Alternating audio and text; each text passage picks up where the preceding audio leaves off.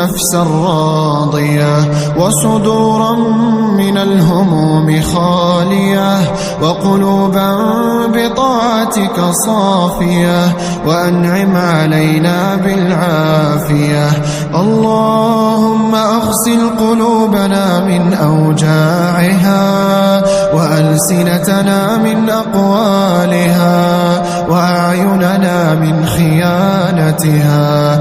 اللهم لا تحرمنا لذة السجود بين يديك ولا لذة النظر إليك. اللهم إنك الحق ووعدك حق والجنة حق والنار حق.